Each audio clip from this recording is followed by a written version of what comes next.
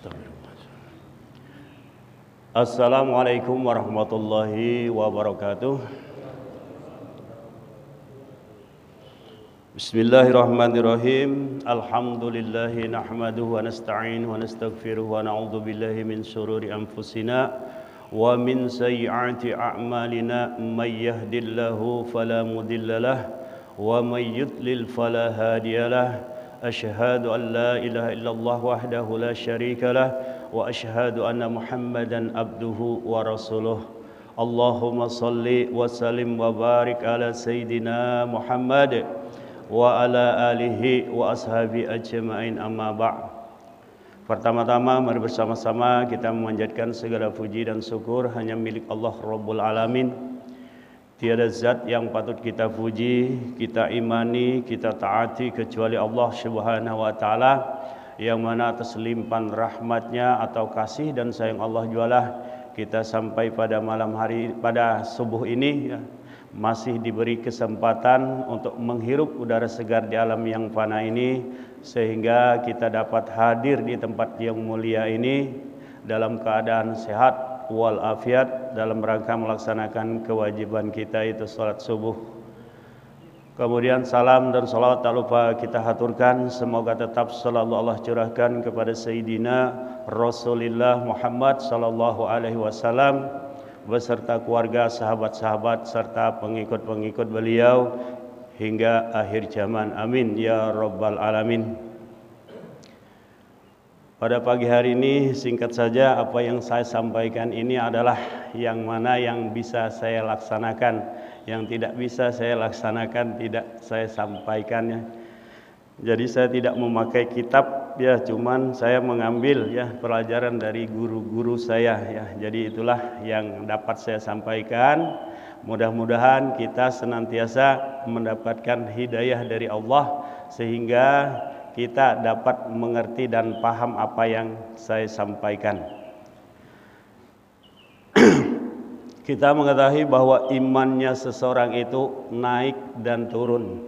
Oleh karena itu, iman itu agar tumbuh subur, maka hendaklah ya secara tumbuh-tumbuhan itu hendaklah dipupuk, disiram dan dijaga ya. Dipupuk, seandainya kata itu sebuah bunga, ya kita cari pupuk yang bagus sehingga bunga tersebut bisa tumbuh dan berbunga. Kemudian disiram yang baik, artinya harus disiram dengan air yang betul-betul bersih, yang kira-kira bisa menjadi bunga itu lebih subur lagi, lebih hidupnya lebih subur lagi. Kemudian kita jaga, artinya kita jaga agar bunga tersebut jangan diganggu oleh hama. Hama bunga macam-macam, ada binatang ya, ada macam-macam lah, binatang, hama dan lain sebagainya. Begitu pula lah iman kita ini, perlu kita pupuk, kita siram dan kita jaga. Bagaimana cara memupuk iman? Memupuknya adalah dengan amal ibadah. Selain daripada sholat 5 waktu ya, zikir, baca sholawat dan lain sebagainya. Itu cara kita untuk memupuk iman kita supaya bisa meningkat. Kemudian bagaimana menyiram iman kita, yaitu dengan menghadiri majelis-majelis taklim ya, agar ilmu kita bertambah. Semakin ilmu kita bertambah maka iman kita juga akan bertambah. Kemudian bagaimana menjaga iman kita? Menjaga iman kita, kita jangan melakukan maksiat. Nah, misalnya meninggalkan sholat, itu termasuk tidak menjaga iman kita. Ya, berbuat maksiat yang lain-lainnya juga termasuk daripada kita tidak menjaga iman kita. Karena mana apa kita bila melakukan suatu perbuatan yang dilarang oleh Allah, maka itu bertanda hama ya, bertanda ibarat bunga tadi terkena hama ya. Jadi begitu jugalah iman kita, apabila kita selalu melakukan kejahatan atau perbuatan maksiat, maka iman kita akan menjadi turun. Kalau ibarat bunga menjadi layu dan bisa-bisa mati ya. Nah, oleh karena itu kita perlu menuntut ilmu. Nah, dengan adanya ilmu itu kita akan bisa beribadah, karena ibadah tanpa ilmu sia-sia ya. Ilmu tanpa ibadah akan sia-sia. Ya, seperti yang saya sampaikan tadi malam itu, agar kita itu di dalam Al-Qur'an itu dikatakan salat daim ya, daimun bacanya. Salat yang berkepanjangan ya, salat yang berkepanjangan. Bukan berarti kita habis salat lagi, habis salat lagi sampai 24 jam, kita nggak bisa bekerja kalau demikian ya. Jadi salat berkepanjangan itu ya maksudnya seperti yang saya ceritakan tadi malam, malah diawali dengan niat ya. Ya, karena penting sekali niat ini ya. Suatu yang makruh pun jika kita niatkan untuk ibadah ada pahalanya. Ya, seperti makan, minum itu kan hukumnya apa? Mubah ya. Hukumnya mubah, bisa dilaksanakan atau tidak, ditinggalkan tidak berdosa, dikerjakan tidak pahala. Tapi kalau kita makan dan minum itu kita niatkan agar kita dapat beribadah, kuat beribadah, maka makan dan minum kita itu menjadikan pahala. Nah, begitu pula lah kita, bagaimana cara kita untuk melaksanakan sholat 24 jam tadi ya. Setelah sholat subuh ini di hati kita tancapkan, ya Allah ya, dalam hati saja, ya Allah berikanlah kesempatan dan kekuatan untuk melaksanakan sholat zuhur ya. Nah, dari sholat subuh ke sholat zuhur itu kita hukumnya itu melaksanakan sholat nanti ya. Nah, kemudian setelah sholat zuhur kita niatkan lagi, ya Allah berilah kesempatan kepada hamba untuk melaksanakan sholat asar. Setelah asar niatkan lagi untuk melaksanakan maghrib niat lagi untuk melaksanakan sholat isya. Setelah isya niat lagi untuk melaksanakan sholat subuh. Jadi 24 jam itu kita dalam keadaan sholat, tapi dilaksanakan, jangan hanya niat dan sampai waktunya lalu sholat, itu salah. Tapi begitu sampai waktunya laksanakan sholat. Jadi di antara waktu ke waktu itu adalah kita dihukumkan sholat. Nah, seumpama misal yang saya ceritakan tadi malam, kita mau keluar kulu, mau naik taksi, lalu ngomong sama supir, "Pir, saya luah kulu turun di Simpang 3 di rumahnya si Pulan bin Pulan. Oh, nomornya sekian." Nah, setelah kita naik taksi sampai misalnya Bukit Biru, kita meninggal dunia. Nah, karena kita tadi sudah ngomong sama supir turunnya di situ, maka supir akan mengantarkan kita ke tempat tujuan kita tersebut. Nah, kalau kita tanpa niat ya seperti orang tadi naik aja taksi, di Bepadah hendak kemana. Begitu kita meninggal, supir taksi kemana ngantarnya nih? Nah, gitu kan. Nah, tapi kalau kita berniat kepada Allah, maka Allah akan menyampaikannya. Karena kata Nabi, hadis Nabi, innamal a'malu binniyah wa innama kulim imri'in ma nawa. Sesungguhnya sahnya suatu amal itu dengan niat, dan sesungguhnya tiap-tiap perkara itu sesuai dengan apa yang kita niatkan. Maka Allah akan menyampaikan ke tempat tersebut, dan kita hukumnya adalah sholatnya sesuai yang kita tuju. Kalau kita menujunya ke sholat zuhur, maka kita dihukumkan sholat zuhur meninggalnya. Kalau kita menuju ke sholat asar, maka kita meninggalnya pada hukumnya sholat asar. Nah, orang-orang yang meninggal dalam keadaan sholat adalah mati syahid. Nah, itu. Jadi keuntungannya adalah niat. Nah, jadi pentingnya ilmu itu ya, karena ilmu itu sangat penting sekali, karena ibadah itu sesuai dengan ilmunya dinilai ya. Seumpama misal kita seorang kuli bangunan misalnya, atau seperti saya tukang kebun ya, bekerja seharian paling ada hasilnya lawas baru kawan dialak kan. Nah, misalnya 6 pisang ya minimal 6 bulan mau pisang muli itu ya kan gitu, baru bisa diambil hasilnya. Itu karena ilmunya sebagai seorang petani. Nah, kalau seorang dokter ilmunya tinggi, ngapus saja ada 100.000 misalnya kan gitu. Nah, itu baru ngapus tuh, belum lagi nyuntik dan lain sebagainya. Nah, itu karena ilmu tadi. Nah, itulah ibaratnya tuh. Kalau begitu juga amal, jika ilmunya itu tinggi, maka nilainya akan menjadi tinggi. Nah, kemudian daripada itu itu baru contohnya sholat 5 waktu. Bisa kita larikan lagi ke sholat yang lain. Misalnya belum puasa ini habis sholat taraweh, malam pagi beri momen lagi untuk melaksanakan sholat taraweh, witir juga dan lain sebagainya. Setiap amal ibadah itu kita niatkan terus begitu. Makanya kita itu namanya hukumnya kita sholat daim, sholat yang berkepanjangan. Bukan berarti kita sholat tapi sholat lagi enggak, cuma niatnya. Yang penting setelah kita niat, pas waktunya kita laksanakan, itu disebut sholat daimun ya. Nah kemudian ada sebagian orang sholat daimun itu adalah zikir ya, karena zikir ini macam-macam ya. Zikir lisan la ilaha illallah, zikir hati Allah Allah, zikir ruh hu Allah, zikir sir. Nah zikir sir ini sakit tuh dijelaskan. Zikir sir ini artinya asal etam ingat kepada Allah, itu zikir sir itu. Zikir rahasia hanya etam dan Allah lah yang mengetahuinya. Nah saya sedikit menyampaikan tentang zikir ruh, ini sangat penting ya. Nah, selain zikir la ilaha illallah itu, tapi yang paling afdol itu zikir itu sebenarnya kata Nabi adalah la ilaha illallah. Nah, ucapan la ilaha illallah itu juga tergantung orangnya ya, tergantung orang yang memiliki ilmu kalimat la ilaha illallahnya itu asli atau palsu ya. Nah, kalau orang baru belajar arti la ilaha illallah tuh tiada Tuhan selain Allah. Ya, tapi kalau orang sudah menuntut ilmu, macam-macam artinya. Misalnya la ilaha illallah artinya tiada yang maujud kecuali Allah. Kalau kita baru masuk Islam bisa aja la ilaha illallah tiada Tuhan selain Allah, seolah-olah ada Tuhan selain daripada Allah. Kalau kita mengakui demikian.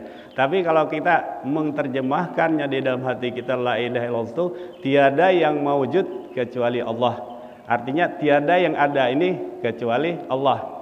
Nah, kita buktikan dengan suatu ayat Al-Qur'an. Allahul ladzi khalaqas samawati wal ardi wa ma bainahuma ya. Allah lah yang menciptakan 7 lapis langit bumi dan 7 lapis langit dan 7 lapis bumi dan di antara keduanya. Dari 7 lapis langit bumi dapat kita bayangkan sampai 7 lapis langit tuh dapat kita bayangkan, enggak mana porenya ya. Nah itu Allah yang menciptakan. Kemudian di antara keduanya ya seperti manusia, tumbuh-tumbuhan, planet, ya matahari, bintang itu adalah ciptaan Allah. Jadi di alam dunia ini kita pandang ya, jangan kita lihat, kita pandang. Kalau pandang itu dengan zikir namanya, dengan mata hati. Kalau kita lihat ya dengan mata kepala itu namanya pikir. Kalau zikir kita pandang itu dengan mata hati kita. Ya bahwa ada segala yang ada di dalam dunia ini adalah ciptaan Allah Subhanahu wa taala.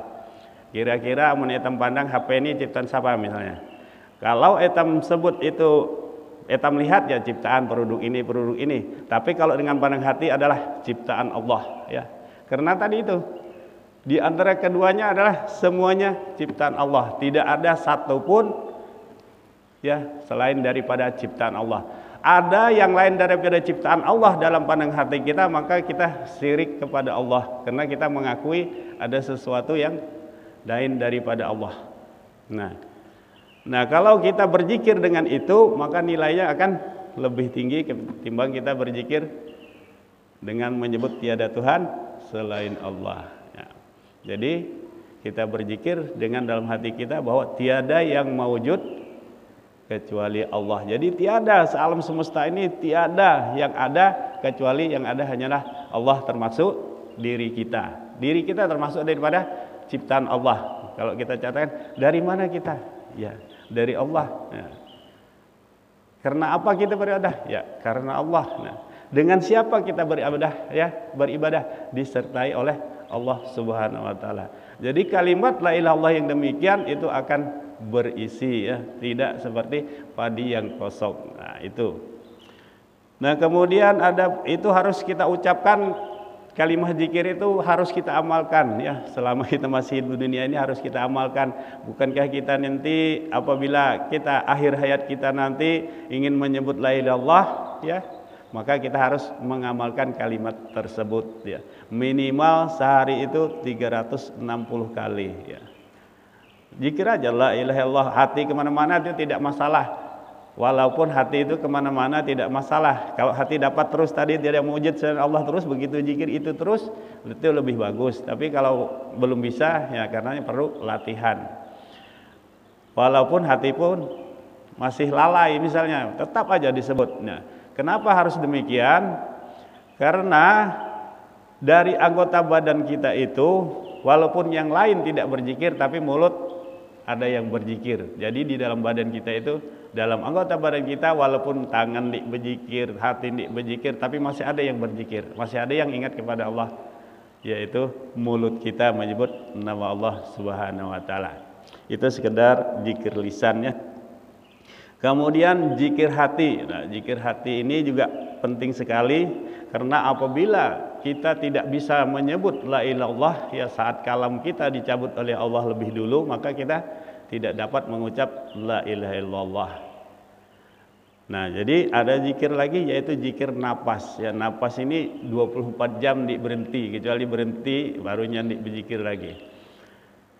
Nah, zikir napas ini diambil dari ayat Al-Qur'an, yaitu qul huwallahu ahad, ya. Qul huwallahu ahad, ya. Jadi katakanlah bahwa Allah itu ahad. Ahad itu esa itu satu. Coba jangan dibayangkan seperti angka 1 dan lain sebagainya, ya. Jadi Allah itu ahad, itu meliputi semuanya, ya. Meliputi semuanya. Jadi tidak boleh dikatakan Allah itu ahad itu jadi satu. Satu itu ya wahdaniyah lah, dalam sifat 20 itu disebut wahdaniyah, ya. Dan zikirnya adalah hu Allah. Hu masuk, keluar Allah. Hu itu adalah ismullah. Hu itu adalah ismu zat. Nah, nama zat, ya. Kalau Allah itu ismullah adalah nama Allah. Dan itu keluar masuk napas kita iringi, ya, dengan kalimat itu.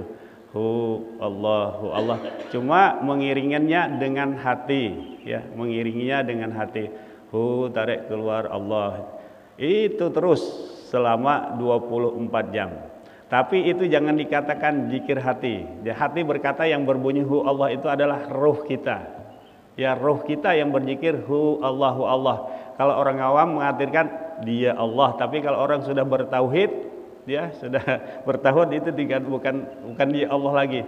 Aku Allah, karena yang berzikir tadi ruh. Ruh itu adalah limpahan sifat hayat Allah. Kalau dalam nur itu adalah ruh, itu adalah nurnya Nur Muhammad, gitu. Nur Muhammad tidak lain daripada nur zatnya Allah Subhanahu wa taala. Nah, jadi secara awam aja kita mengartikan dia Allah. Nah, itu. Nah, kemudian hati kita jangan mengatakan bahwa itu zikir hati, bahwa hati yang berzikir, jangan. Hati kita mengatakan yang berzikir itu Allah, yang berzikir itu adalah ruh kita, jangan kita. Nah, cuma letaknya ada di hati. Nah, saya umpamakan, ya. Seumpama garam, ya. Garam ditaruh di lidah. Ya, garam itu ditaruh di lidah, maka lidah merasakan masin, kan? Nah, kemudian lidah itu mengakui yang masin itu adalah garam. Jangan lidah merasa masin lalu lidah mengaku aku masin. Nah, begitulah zikir ruh itu. Jadi hati memang mengiringi terus kata-kata itu hu Allah, tapi dia mengatakan bahwa itu adalah zikirnya ruh, ya. Kalau kita mengatakan itu zikirnya hati, karena hati itu dibawa mati, ya, takutnya hatinya hidup. Jadi yang berzikir itu adalah ruh. Nah, jadi itu 24 jam kita laksanakan. Karena ini adalah zikir ruh, ini adalah alat pamungkas untuk menolak kedatangan iblis yang menggoda kita, ya.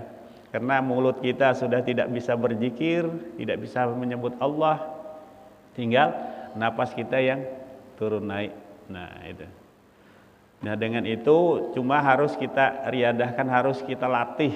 Amun dilatih, ya sia-sia mah, walaupun tahu tapi tidak diamalkan, ya akan menjadi sia-sia. Ya perlu dilatih habis sembahyang misalnya untuk melatih itu kita tarik dulu dalam-dalam, keluarkan Allah sampai habis, gitu terus. Dia bila ada perasaan panas di dada, kita bacakan sholawat, sholawat atau Allahumma sholli ala sayyidina, itu akan dingin dengan sendirinya.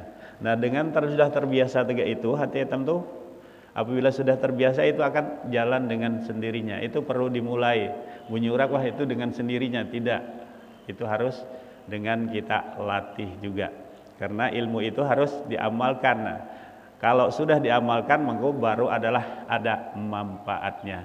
Saya kira itu sedikit, namun banyak-banyak mungkin kepala bisa panas dan lain sebagainya. Ya walaupun sedikit, mudah-mudahan kita semua dapat mengamalkannya dan berguna untuk kehidupan kita di dunia ini dan di akhirat kelak. Amin ya rabbal alamin. Akhirul kalam billahi taufiq wal hidayah. Wassalamualaikum warahmatullahi wabarakatuh.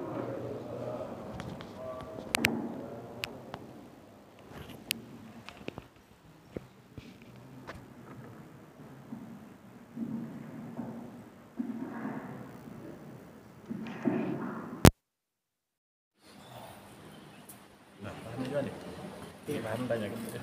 Iya. Yang disakit cari tahap.